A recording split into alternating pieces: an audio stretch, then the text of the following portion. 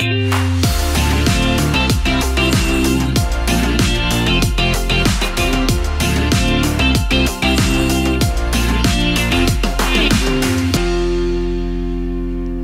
à tous. Je commence à me présenter alors. Donc, je suis Servane Danzin, je travaille au Conseil régional depuis bientôt 5 ans. Donc, merci beaucoup d'être là. Je travaille à l'animation d'un réseau d'entreprises qui ont été soutenues par la région. Je vous en dirai quelques mots après. Et donc j'ai la chance moi, d'être je suis Laurent Mabir, donc je suis chef de projet entrepreneuriat à la CCI Paris-Île-de-France. Donc en particulier, je m'occupe du programme Entrepreneur #Leader, donc vous avez un excellent stand en bas au rez-de-chaussée. Je vous invite à vous rendre. Alors, on va commencer par un petit échauffement. Juste, je voudrais savoir qui parmi vous a déjà trouvé un stage ou un job grâce à son réseau, donc grâce à ses amis, sa famille, une personne de votre entourage. Bon, donc on n'a pas grand-chose à vous apprendre. Voilà, on ferait bien de vous prendre en photo parce que c'est bon, merci d'être venu. Voilà. Et parmi ceux qui ont trouvé déjà, est-ce que qui a trouvé ce stage ou ce job grâce à quelqu'un qui n'était pas forcément dans son entourage très proche, donc son premier cercle de famille ou meilleurs amis? Bon, voilà, ceux-là, vous êtes déjà bien, vous savez déjà un petit peu ce qu'on va vous dire.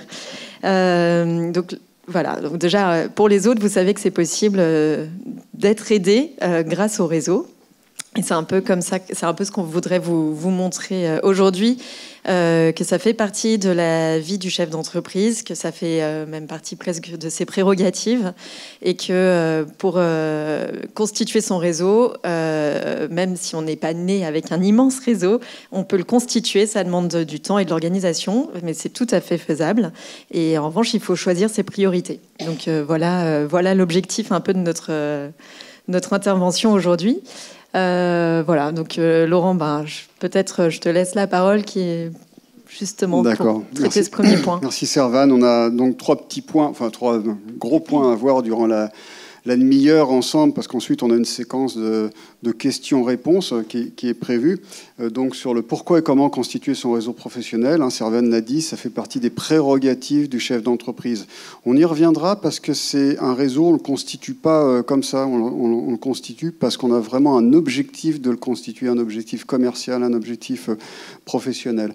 On parlera très brièvement du réseau professionnel que peut être entrepreneur leader, alors pas forcément au sens classique du terme d'un réseau tel qu'on peut l'imaginer avec de l'animation, mais le fait que c'est un réseau qui permet de tirer quelques ficelles importantes. Et puis on fera un gros focus sur Paris Region Business Club aussi, avec Servane. Voilà. Donc pourquoi et comment constituer son réseau professionnel? Alors, oui, je vais prendre quelques notes, histoire de me rappeler aussi un certain nombre de choses. La première chose, c'est le réseau professionnel, ça va servir à quoi? Ça va servir... Alors, prenez les photos, je vais m'envoyer. Non, vous pouvez prendre les photos, il n'y a aucun souci. Il y a plusieurs objectifs sur un réseau professionnel. Un, c'est déjà de faire connaître son activité. C'est un but éminemment commercial dans le réseau. La deuxième chose, c'est aussi la capacité de pouvoir trouver les bons relais de financement. C'est-à-dire que si on fait fonctionner un réseau, c'est qu'on va toujours de fil en aiguille trouver les bons contacts qui peuvent aider à trouver le financement. J'étais, il y a 10 minutes, à table, à côté, avec une personne qui disait « mais je ne comprends pas, je n'arrive pas à trouver le bon truc pour financer la croissance de mon activité. » On s'est mis à parler. C'est un peu le fruit du hasard, mais est-ce que c'est vraiment le fruit du hasard que vous soyez là aujourd'hui? Pas tout à fait. Donc vous êtes venu là parce que vous êtes intéressé au réseau, vous êtes intéressé à l'entrepreneuriat. Donc dans cet écosystème-là, qui est à la région Paris-Île-de-France aujourd'hui, j'ai rencontré ces dames, je dis, mais moi je travaille à la Chambre de commerce et on fait plein de trucs pour les réseaux. Je vais donner des informations sur des sites web qu'elles ne connaissaient pas, etc. Et donc c'est toujours le faux hasard des rencontres. Les professionnels parlent de sérendipité, qui est le hasard total, mais il y a une fausse sérendipité qui est le fait qu'on se met dans un écosystème et on va actionner, on va parler, on va se mettre en relation avec, et là, il y a du résultat qui commence à sortir. On en a parlé tout à l'heure, le réseau, ça va servir aussi à trouver les bonnes compétences. Vous avez les 2 tiers de la salle qui a levé la main sur trouver un job, etc. C'est que derrière, vous avez aussi intéressé des personnes. Et croyez-moi, aujourd'hui, pour tous les entrepreneurs, c'est important de trouver les bonnes compétences parce qu'il y a une pénurie sur le marché du salariat. Et puis derrière, le réseau aussi, ça sert d'être en veille, donc d'avoir des informations pertinentes pour non seulement des partenariats, mais aussi savoir ce qui se passe dans votre domaine d'activité. Tout ça, c'est le boulot du chef d'entreprise. Ce n'est pas le hasard, c'est que le réseau fait partie de vos prérogatives comme font partie la prospection commerciale. Alors, de quoi parle-t-on? Alors, moi, j'avais retrouvé une petite définition d'universitaires ou de personnes qui étaient spécialistes dans les réseaux. Le réseau professionnel, c'est un réseau formel, c'est pas le hasard, etc. Là, je vous ai parlé d'expérience, mais un réseau animé, c'est un réseau formel qui est bâti sur l'échange, la confiance, important la confiance, surtout dans le business, l'estime pour les compétences et les spécificités de chacun. Il tient la route si chaque membre, alors attention, là c'est super important, si chaque membre peut donner un jour à autrui autant ou plus que ce qu'il a lui-même reçu. On va y revenir, c'est que le réseau vous donne des informations. Sinon, ce n'est pas du réseau, c'est de la prestation de service. Vous achetez de la presta. Ce n'est pas du réseau. Le réseau ne fonctionne que si tous les gens sont impliqués à partager de l'information. La valeur du réseau, c'est sur le partage de l'information. Donc, vous avez beau vous connecter à un réseau, s'inscrire à un réseau, vous pourrez avoir des réseaux structurés, on parlera de Paris Region Business Club tout à l'heure. Si vous n'avez pas d'échange, ça ne vous servira à rien. C'est comme à la maison. Si vous avez un réseau électrique et que vous ne mettez pas le courant, vous avez une série de câbles en cuivre. Donc, ça ne sert pas à grand-chose. Donc, il faut mettre le courant. Et le courant, c'est l'échange. D'accord ? Enfin, je dis d'accord. Oui, vous êtes d'accord, bien sûr. Donc, c'est un cadre professionnel. Ce sont des relations gagnant-gagnant. Vous parlez entre pairs, entre professionnels. Donc, avec des gens avec qui vous partagez le même but ou le même secteur économique. Donc vous êtes... c'est important, par exemple, si vous êtes un professionnel où vous avez des difficultés de recrutement, d'autres professionnels du même secteur ont les mêmes difficultés de recrutement, vous pouvez mettre en place des systèmes d'alliance ou des systèmes de lobbying au sein de... C'est le rôle des fédérations professionnelles pour alerter les pouvoirs publics et toutes ces choses-là. Donc c'est du gagnant-gagnant, c'est-à-dire on n'est pas dans une relation de prestation de service aussi. Et puis c'est fondé sur des compétences. On reste dans le professionnalisme. On ne va pas dans un réseau des spécialistes de la plomberie parce qu'on est fort en tennis. Vous pouvez être fort en tennis, mais surtout parce que vous êtes compétent en matière de plomberie. Autre chose, le réseau, ce n'est pas du piston. Alors effectivement, quand vous avez levé la main, peut-être qu'il y a eu un pistonnage, etc. Mais le piston, ce n'est pas ça. Le piston, c'est vraiment du favoritisme qui est déplacé. C'est-à-dire que vous placez quelqu'un à un poste ou vous placez quelqu'un à un endroit parce que c'est le cousin, c'est le fils, etc. Ça, c'est du piston. Le réseau, ce n'est pas du piston. On est vraiment sur des compétences professionnelles. Le réseau, c'est un accélérateur de processus, un accélérateur d'affaires.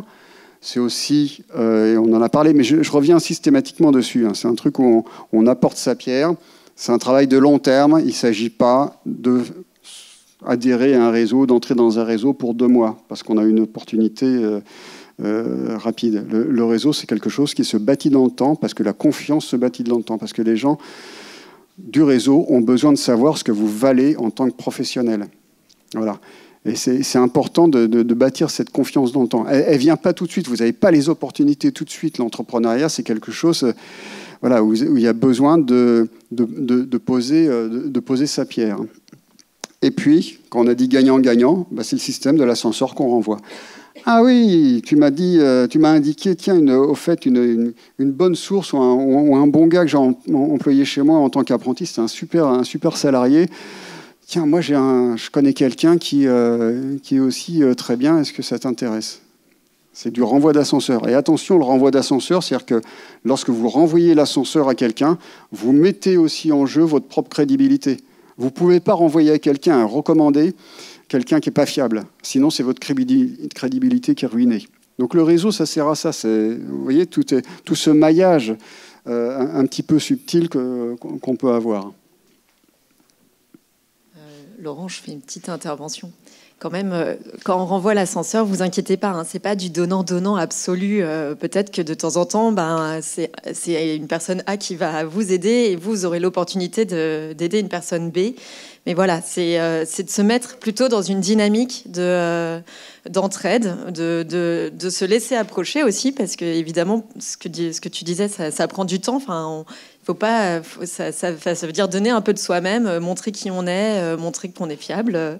Et puis c'est pas obligatoire, voilà, que ce soit dans une temporalité trop proche. C'est plutôt se mettre dans un esprit d'entraide, en fait, de à la fois recevoir et donner quand on peut. Donc faire des connexions, en fait. Pardon. Alors ça, c'est important. C'est important. Les connexions, vous pouvez les faire à plusieurs niveaux. Donc là, je vous ai mis les cercles de réseau parce qu'en fonction de l'étape où vous en êtes dans votre démarche, vous pouvez avoir des réseaux différents. C'est des réseaux qui évoluent avec le temps. Le premier cercle que vous avez, c'est le cercle des amis, des familles, des proches. On parle beaucoup pour le financement de la love money, qui est l'argent des proches. Voilà, ça fait partie du premier réseau que l'on a, qui est mobilisable pour l'aide immédiate, sans trop de contrepartie, parce que c'est la famille, mais parfois il faut se méfier un petit peu de la famille, en particulier lorsqu'il y a des prêts d'argent, mais ça on pourra en discuter durant de longues heures.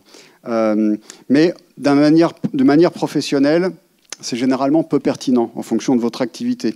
C'est pas parce que vous vous lancez dans la plomberie ou dans la... Je ne sais pas ce que j'ai avec les plombiers, mais disons le développement d'un service d'intelligence artificielle, on passe sur l'autre spectre du truc, que dans votre famille, vous avez des gens qui sont spécialistes. Donc, éventuellement, dans votre famille, vous avez des gens... Ah oui, mais je travaille dans un service qui connaît... j'ai un tel qui connaît une entreprise, si tu veux, je te mets en contact. Ça se passe comme ça. Bien souvent, on l'a trouvé pour des stages, y compris pour des enfants, des choses comme ça. Ça peut être chose-là. Le deuxième cercle de réseau, on est sur un domaine un petit peu plus professionnel parce que c'est le cercle des étudiants. Ceux qui ont fait des études, quel que soit le type d'études, on est resté en relation avec des gens de sa promo, que ce soit via des sites internet ou des comptes Instagram, des choses comme ça, et on se donne des nouvelles.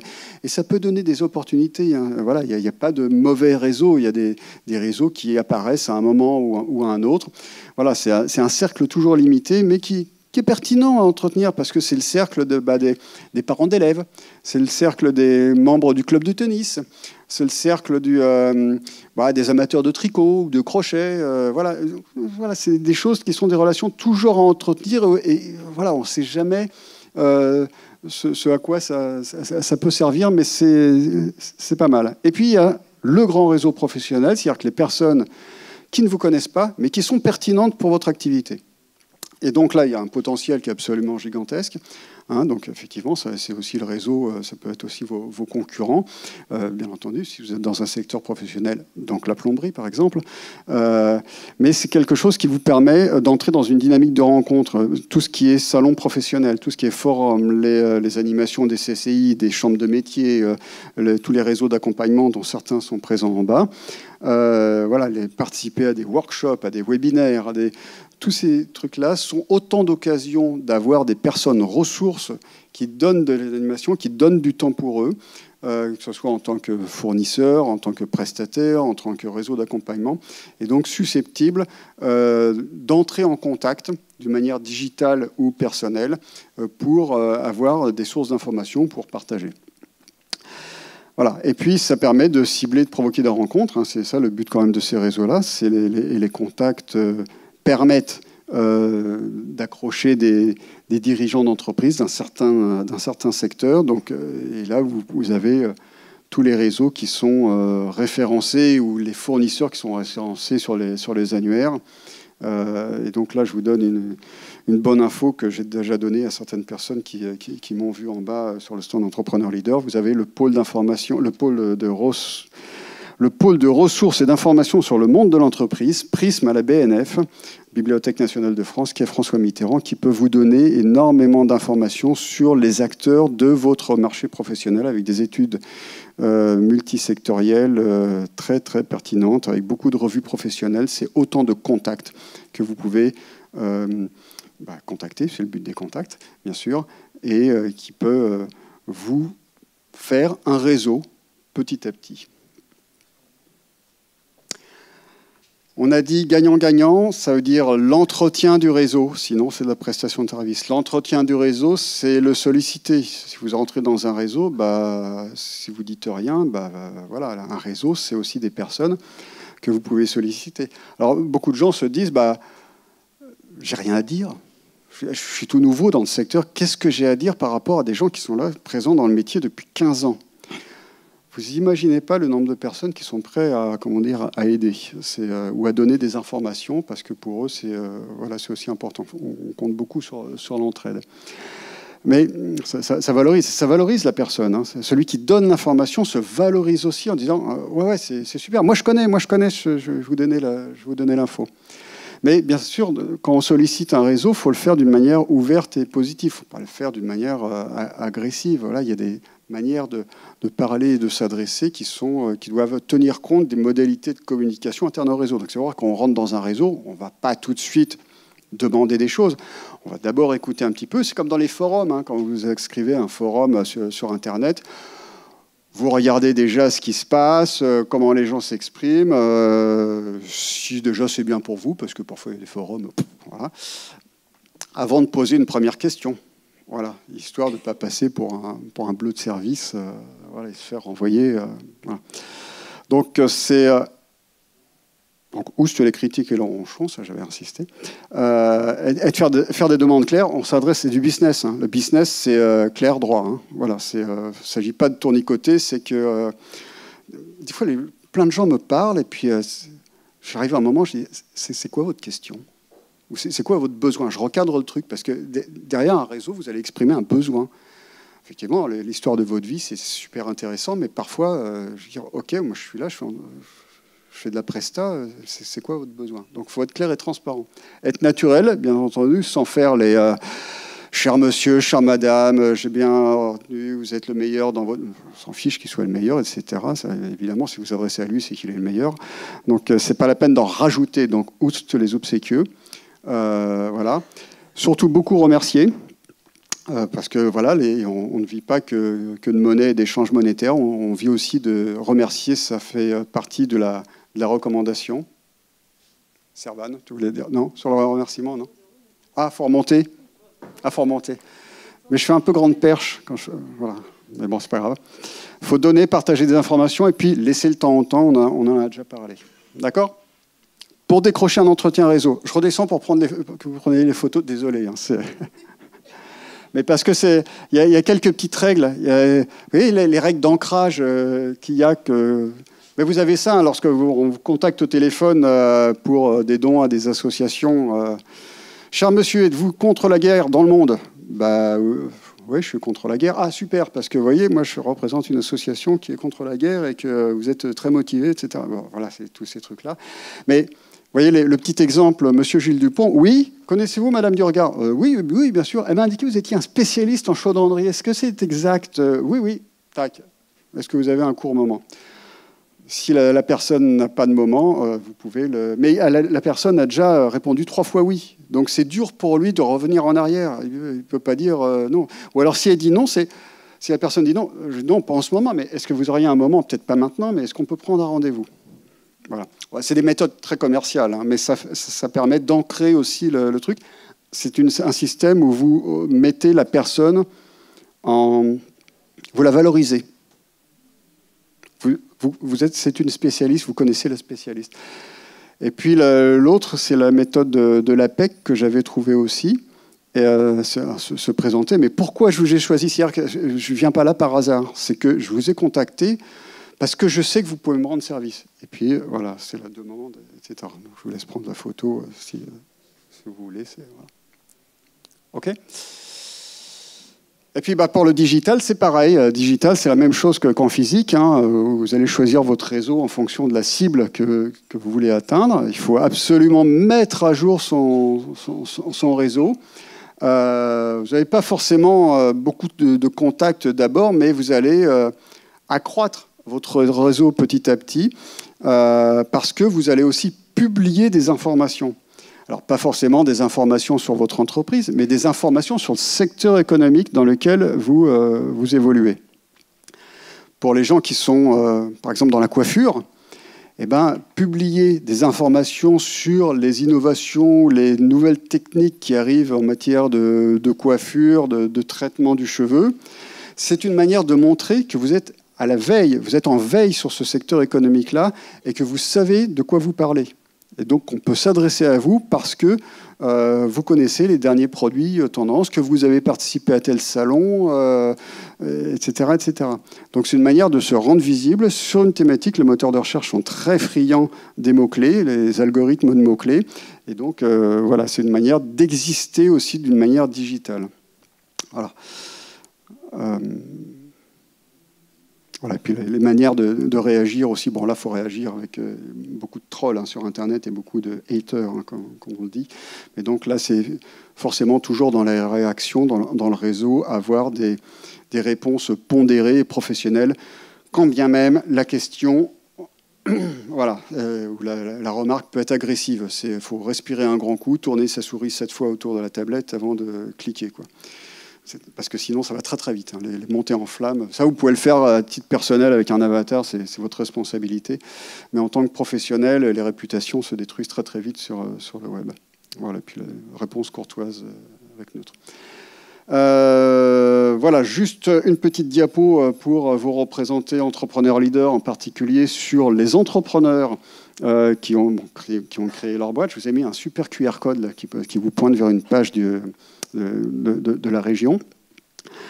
Dans Entrepreneur Leader, outre le fait que vous avez des accompagnements individuels qui vous permet déjà avec le conseiller qui vous accompagne d'avoir des contacts dans des écosystèmes, en particulier territoriaux, les bons contacts dans les mairies, les bons contacts sur des financeurs, etc. Vous avez aussi la capacité de vous inscrire à des workshops qui permettent de partager avec d'autres entrepreneurs des thématiques identiques. Là, lundi prochain, j'anime un workshop avec un avocat fiscaliste sur comment éviter le risque fiscal.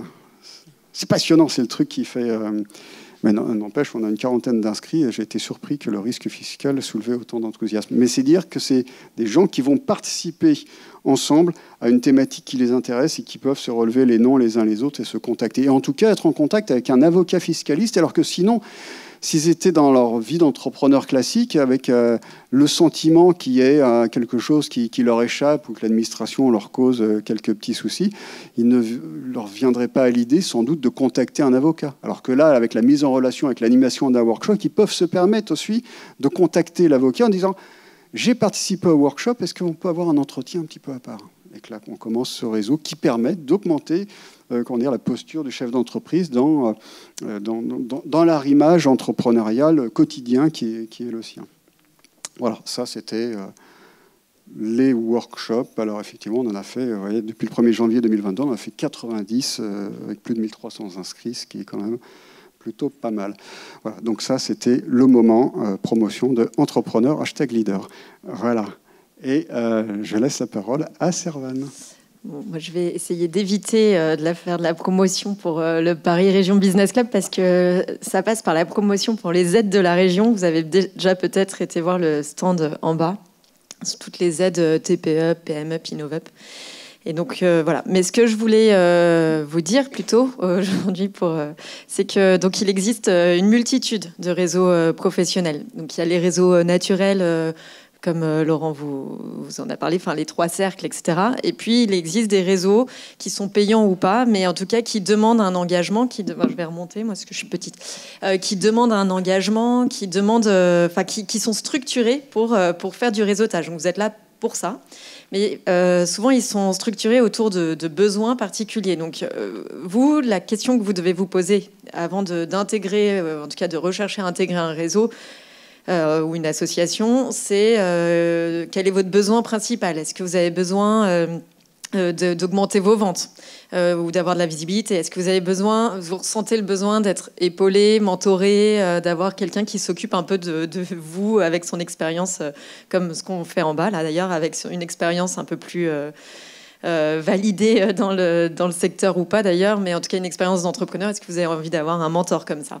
Est-ce que vous avez envie juste de pouvoir partager avec d'autres gens, d'être mis en relation, d'avoir de l'information? Par exemple, voilà, il y a beaucoup de réseaux qui vont juste donner de l'information, je sais pas, de type managérial, donc sur les nouvelles formes de travail, les nouvelles formes de salariat, sur des choses RH, sur de la législation, des règles de l'entreprise, etc. Donc ça peut être aussi un besoin que vous avez de rejoindre une association qui va vous donner de l'information qualifiée sur toute la vie d'un chef d'entreprise. Ça peut être aussi de l'aide à l'export, si vous voulez partir exporter. Qu'est-ce que j'ai mis d'autre? Du financement, évidemment, des réflexions sectorielles aussi, sur tout ce qui est... ou du lobbying. Donc, il y a aussi, donc, notamment les fédérations de métiers qui peuvent vraiment se poser comme un acteur clé pour faire évoluer les lois, les pratiques, etc. sur un secteur. Donc ça peut être important aussi, selon le secteur dans lequel vous êtes, de rejoindre ce type de fédération. Donc, en fonction de vos besoins, et donc j'ai mis, je veux bien que tu passes la slide. Voilà, je vous en ai mis que très peu là. Je vais me pousser si vous voulez prendre une photo. J'en ai mis quelques-uns de réseaux qui existent, mais par exemple, donc sur les informations managériales, déjà la BPI, ne cesse que sur leur site, ont déjà beaucoup d'infos intéressantes. Il y a tous les réseaux type Initiative. Bon, là, j'ai mis Réseau Entreprendre, mais vous auriez... Voilà, il y a aussi France Active, France Initiative, tous ces réseaux d'entrepreneurs leaders qui peuvent aussi... une fois que vous êtes intégré dedans, ils vont vous proposer régulièrement des conférences auxquelles ça vaut le coup d'aller. La CPME, Croissance Plus. Et le CJD, c'est le cercle des jeunes dirigeants. Donc là, il y a d'autres critères de rentrée aussi dans le cercle. Il y a des choses sur le mentorat. Donc, par exemple, les incubateurs, souvent, vont vous accompagner un petit peu plus que d'autres réseaux de manière plus individuelle, je veux dire. Et où est-ce que j'ai pas mis... J'ai oublié de mettre l'IME, l'Institut du mentorat, qui est dans le mentorat, justement. Si vous êtes dans l'innovation, ce sera peut-être intéressant de faire labelliser votre innovation. Donc, d'avoir des points de vue d'experts, des points de vue d'experts, des gens qui vont valider votre innovation pour qu'elle puisse ensuite être financée plus facilement par des gens qui s'y connaissent moins. Et donc, les pôles de compétitivité, ou si c'est dans le domaine de l'écologie, l'ADEME, sont des organismes qui peuvent mettre un peu, où il y a certaines fondations aussi, comme Solar Impulse, qui peuvent mettre un peu un tampon en disant c'est une innovation de qualité, et ça peut aider à pousser les portes également. Et puis, j'ai mis développer ses ventes. Il y a des réseaux comme BNI, par exemple, où c'est uniquement de l'entraide en gros, booster ses ventes. Donc, je recommande ton produit et tu recommandes le mien. Et c'est vraiment un système. Et c'est dit comme ça. Et c'est comme ça que ça fonctionne. Il y a les réseaux... ça s'appelle plus Plateau, tu m'as dit. Mais c'était, je sais pas pourquoi je ne l'ai pas changé. Mais... Bon, bref, c'est Boost PM Up. Donc ça, c'est les réseaux de la CCI qui sont aussi sur ce fonctionnement d'aide vraiment à la croissance de l'entreprise. Il y a French Founders. Ça, par exemple, c'est un réseau qui va être sur vraiment de la mise en relation entre personnes qui habitent français à l'étranger. Donc ça va. Mais par exemple, ce réseau-là est payant. Donc certains sont, en fait, ils ont des barrières, on va dire, de sélection à l'entrée qui vont être soit via le type de projet que vous portez. Certains sont payants, certains sont uniquement sur des critères de financement que vous avez pu déjà avoir. Mais voilà, en tout cas, là, ça vous donne une idée un peu du type de besoin qu'il faut définir avant de se lancer dans un réseau, parce qu'évidemment, ça prend du temps. Ça sert à rien, parce que Laurent l'a bien dit, ça sert à rien d'aller dans un réseau. En tout cas, de s'y inscrire si finalement vous n'y mettez jamais les pieds, ou si vous jouez pas du tout. Si vous recevez à peine la newsletter et que vous l'ouvrez pas, ça va pas vous aider à grand chose. Moi, je vous donne quelques informations, par exemple, sur ce qu'on fait au Paris Région Business Club. La barrière à l'entrée, comme je vous l'ai dit, c'est d'avoir eu une aide up. Mais donc, nous, ce qu'on fait au sein de ce réseau, c'est vraiment de la mise en relation entre les entreprises franciliennes qui sont donc en croissance, puisque c'est pour ça qu'elles reçoivent une aide. On essaye de les accompagner notamment à l'export, donc on fait des espèces de petits cafés informels où une personne, là par exemple on va le faire sur l'Espagne, un dirigeant qui a déjà réussi à implanter ou à bien exporter en Espagne va raconter, pouvoir partager son expérience de manière très informelle auprès d'une dizaine, quinzaine d'autres dirigeants qui se posent ce genre de questions. Voilà. Et puis on met un gros focus sur la transition écologique parce que je pense que vous n'êtes pas sans savoir que c'est un sujet important en ce moment. Et donc c'est difficile pour une entreprise de savoir comment changer de modèle en fait. Je crois que c'est difficile pour tout le monde, donc c'est encore plus pour les entreprises. Et donc nous on essaye de montrer un peu d'inspiration là-dessus. Donc voilà, c'est ce genre de choses qu'on fait. Mais ce qui peut vous intéresser, c'est ce Paris Région Business Club, cet outil de réseautage. En fait, on a réuni les entreprises soutenues sur ce site. Ça leur fait comme un espèce de catalogue d'entreprises qu'on peut chercher par mots-clés, etc. Donc, vous, si vous cherchez des entreprises dans un secteur donné, vous pouvez utiliser cet outil. Et puis, récupérer comme ça des entreprises qui soit sont potentiellement vos concurrentes ou sont potentiellement vos partenaires, parce que en fait, c'est ça le but du réseau, c'est de faire de ses concurrents des partenaires. Et voilà, on a un outil comme ça qui est ouvert à tous, avec évidemment pour les membres un petit accès premium avec un petit peu plus de fonctionnalités. Mais n'hésitez pas. Il ressemble à ça. Comme c'était compliqué de l'avoir en ligne, je vous ai mis des captures d'écran. Donc vous avez un annuaire. Pour échanger entre dirigeants et développer votre activité. Donc si ça s'appelle pas du réseau, c'est ça, et ça marche plus après. Et voilà, après vous avez les fiches des entreprises et elles sont classées par mots-clés. Donc c'est pour ça que ça peut vous aider si vous cherchez par exemple des technologies ou si vous voulez chercher une entreprise qui va adresser le même marché que vous sans forcément avoir de critères sur son type d'activité. Ça peut être un outil qui vous aide. Voilà, et je sais pas je crois que ça vous donne une fiche, une entreprise qui a vraiment bien rempli sa fiche. Vous voyez, elle est présente dans plein de pays à l'international là, donc ça c'est une belle entreprise. Voilà, je crois qu'on est arrivé au bout de notre présentation. J'espère qu'on vous a pas abreuvé de trop de choses. Est-ce qu'il y a des questions?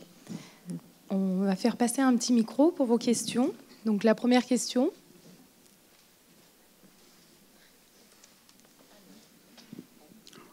Ouais, je vais la poser. Combien ça coûte tout ça les réseaux? C'est une question qui trotte en tête. On vous demande de vous inscrire dans le réseau, de constituer votre réseau, mais combien ça coûte? Le prix, il est... Paris Région Business Club, je crois que ça coûte le prix de l'adhésion, d'être sélectionné pour les aides TPE, Innovup, PMUp. Pour le reste, ça dépend vraiment des réseaux. Les réseaux, il y a des réseaux d'affaires qui fonctionnent à la recommandation et à la recommandation d'affaires. Je pense à BNI. Il y a un coût d'adhésion. Des réseaux sont très souvent associé à un ticket modérateur qui est mis par la personne qui organise le réseau. Bien souvent, quand ce sont des réseaux soutenus par des organisations publiques, le prix qui est affiché ne correspond souvent pas forcément au prix réel du coût d'animation du réseau. Et vous avez souvent aussi des réseaux qui sont d'adhésion gratuite. Voilà, donc c'est très très variable selon les types des réseaux auxquels vous avez accès. Voilà. Alors, il y a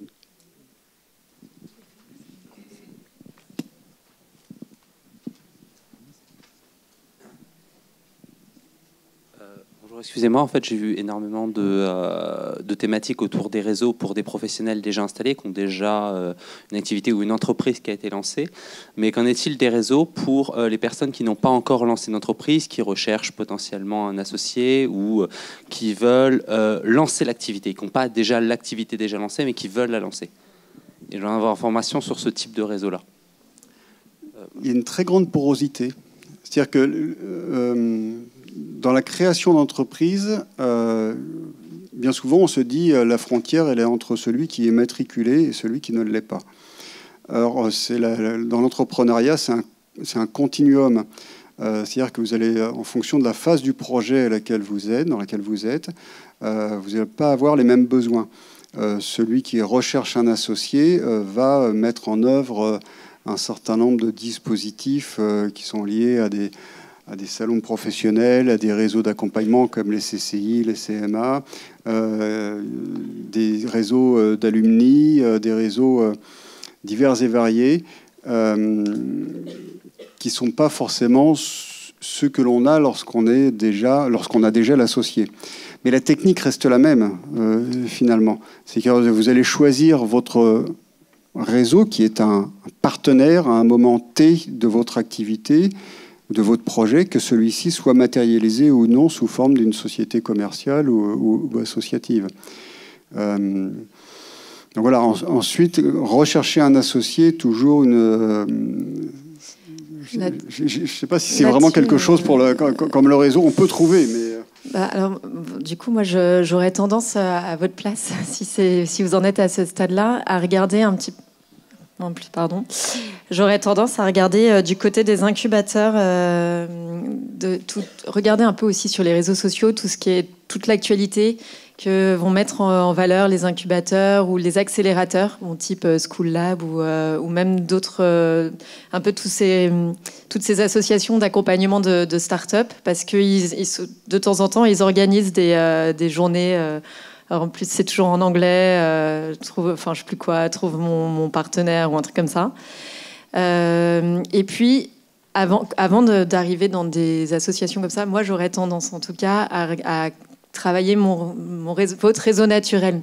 Je pense à quelque chose. J'avais un de mes cousins qui faisait un stage aux États-Unis. Donc, dans le cadre d'un stage, il avait une demi-journée par semaine qui était dédiée à juste faire du réseau. Donc après, on lui disait, maintenant, tu dois faire du réseau. C'est contacter les uns les autres, les gens qui travaillent. Ça faisait partie de sa mission.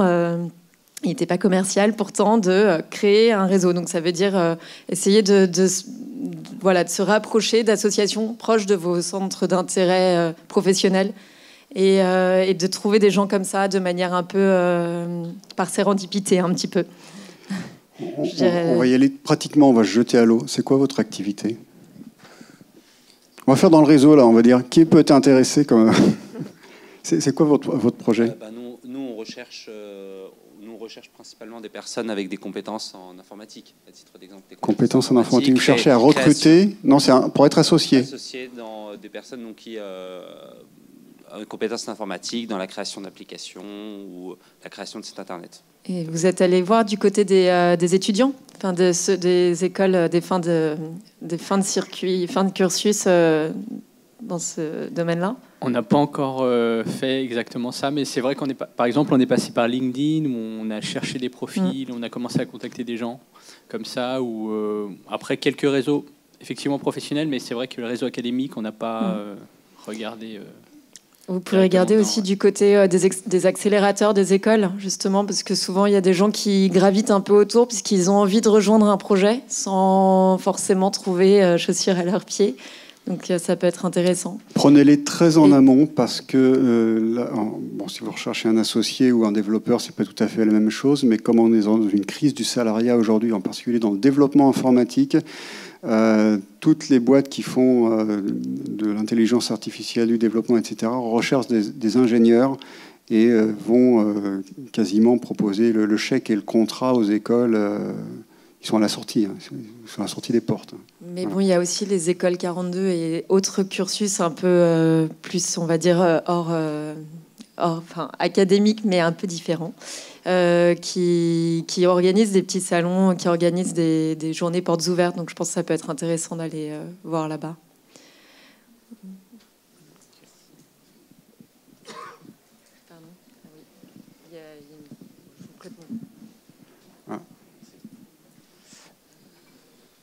Bonjour, moi du coup j'aimerais savoir comment on sait comment il faudra adapter son comportement pour pouvoir être concerné par le réseau qui nous intéresse. Je pense que si vous n'êtes pas désagréable, je vois pas quel serait le blocage. Oui, non, il y a l'adapter son comportement, c'est-à-dire en fait la question derrière, c'est j'arrive dans un environnement professionnel où il y a déjà des seniors qui sont installés et j'ai pratiquement pas grand-chose à leur apprendre puisqu'ils sont déjà installés. C'est un petit peu ça, où c'est la question de la...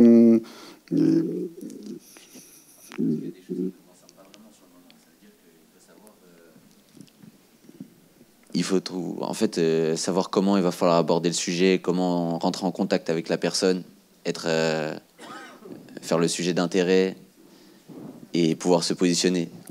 Je reviens juste sur le petit truc, le petit tips que j'avais donné. Voilà, sur les outils pour décrocher. C'est un entretien où c'est de l'intérêt.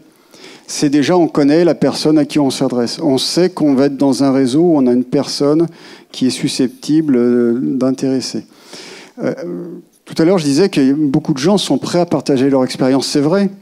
C'est lorsque vous manifestez à la personne qu'elle a, qu'elle connaît quelqu'un, c'est que vous lui manifestez une forme de reconnaissance dans le métier qu'elle fait. Les gens sont satisfaits. On leur manifeste, monsieur, vous êtes à la tête d'une entreprise, vous êtes directeur de tel machin. C'est pas une forme de flatterie, c'est une forme de reconnaissance.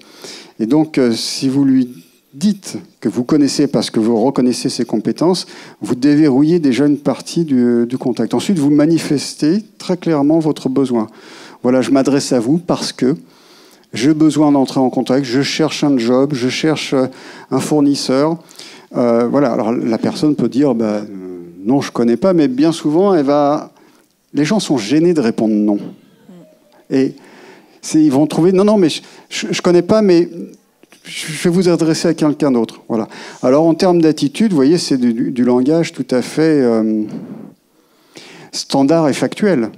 Voilà, si on s'exprime d'une manière...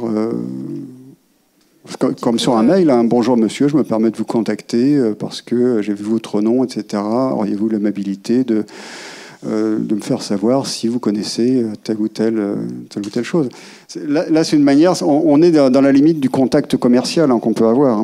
Et puis, en termes de réseau, c'est vrai qu'il y a aussi la manière pour vous de vous faire un nom. On en revient toujours à la même chose, c'est que vous publiez régulièrement des choses qui sont dans le domaine d'activité que vous avez. Je ne sais pas s'il y a des passionnés de jeux vidéo. Dans les communautés ludiques auxquelles vous participez, certains ont des noms, ont beaucoup de notoriété parce qu'on sent qu'ils sont des experts.